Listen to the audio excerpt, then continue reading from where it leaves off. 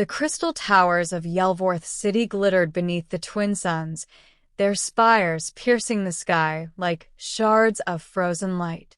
Among them stood the grand estate of Lady Seraphine Veyra, heiress to the Veyra Consortium, one of the wealthiest dynasties in the quadrant. Wealth bought everything: fleets of ships, rare jewels mined from dying stars, servants from across the galaxy. Everything, except the one thing Seraphine desired most. Her daughter, Liora, could not walk. The illness had struck when she was barely a child, robbing her legs of strength. For years, Seraphine sought every cure: surgeons from the inner core, biotherapists, genetic sculptors. Each promised miracles. Each failed. And so the girl grew, confined to a hoverchair, her spirit bright but her body bound. Seraphine's heart ached each time she saw her daughter's radiant smile forced to hide the pain. The consortium's coffers overflowed, but not even a fortune could buy her child's freedom. Until the day a human appeared. He was not what she expected.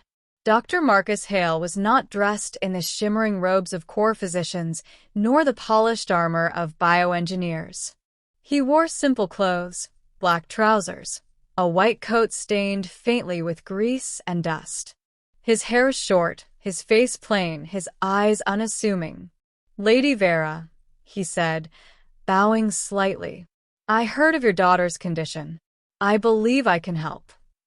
Her advisors scoffed. "A human tinker?" one hissed.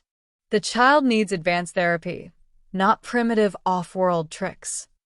But Seraphine silenced them with a wave. There was something in Marcus's eyes, quiet confidence, but also sincerity. Not greed, not arrogance. "You may examine her," Seraphine said. Marcus knelt before Liora, who blinked curiously at him. "You're human," she said. He smiled. "Last I checked." "You think you can fix me when no one else could?" "Not fix," Marcus said gently. "Help. There's a difference." Her lips curved. "Then you may try." For weeks, Marcus worked. Unlike the grand healers, he did not demand palaces of equipment or fountains of credits. He built with his hands, tinkering late into the night with strange alloys and humming circuits. He studied Liora's muscles, her nerves, the way her body responded. He asked her to move, sometimes a finger, sometimes a breath, and recorded everything with meticulous care. Liora laughed at his stories of Earth, of oceans so vast you could not see the other side, of forests where sunlight danced through leaves, of a blue sky unbroken by crystal towers. "You speak like a poet," she teased. "I'm no poet," Marcus said, tightening a bolt. "I just pay attention." Seraphine watched from afar, at first with skepticism, then with guarded hope.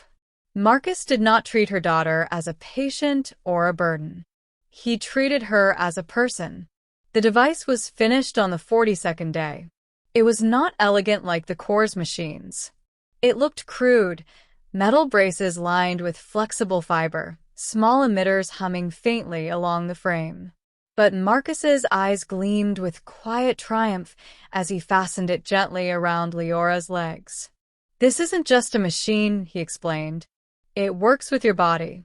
It listens, amplifies what's already there. The strength is still yours. You just need a little help to find it."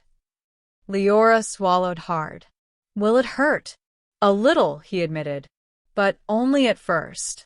Seraphine's hands trembled as she gripped the edge of her chair. The great hall was silent as Marcus helped Liora stand. Her legs trembled under her, the braces humming softly. Sweat dotted her brow. "One step," Marcus murmured. "That's all. Just one." She closed her eyes, focused, and moved her foot forward. The hall gasped. Another step, then another. Her movements were shaky, uneven, but real.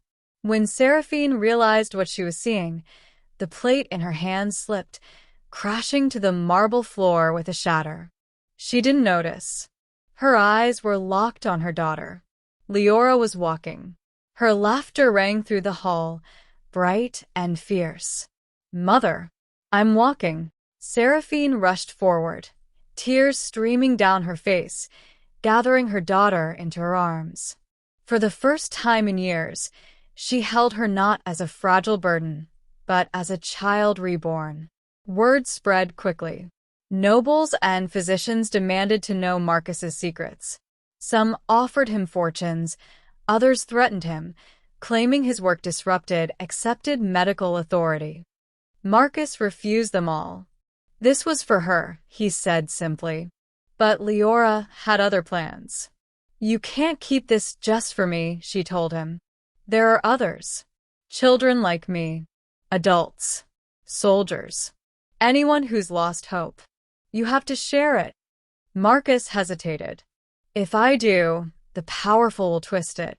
They'll make weapons, not healing." "Then we'll protect it," Seraphine said firmly. "I have wealth. Influence. Let me shield your work. Together, we can make sure it serves the weak, not the mighty."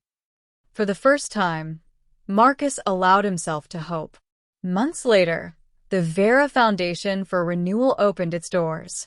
Alien and human alike flocked to its halls.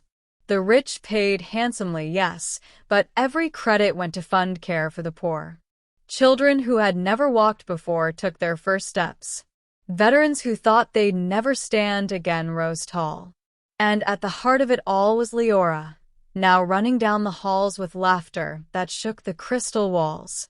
Whenever new patients arrived, Seraphine would smile through her tears and say, "I once dropped a plate in shock when I saw my daughter walk again. May your family know the same joy." But in private, when the halls were quiet and the sun sank low, she would clasp Marcus's hand. "You gave me back my child," she whispered. "I had everything, wealth, power, luxury, but I was empty. You gave me what no fortune could buy." Marcus only shook his head. "It wasn't me. It was her strength. I just gave her a chance to use it." Seraphine smiled. "That's what makes humans special. Where others see weakness, you see possibility." And as she watched her daughter dance in the fading light, she knew it was true. Years later, when historians spoke of the Age of Renewal, they often pointed to the crystal halls of the Veyra Foundation, where hope was given back to the broken. But Seraphine remembered it differently. She remembered a simple man, plain and human, who built something not with wealth, but with care. She remembered the sound of shattering porcelain, the tears on her face, and her daughter's voice ringing with joy. "Mother, I'm walking." And she remembered that it was thanks to a human.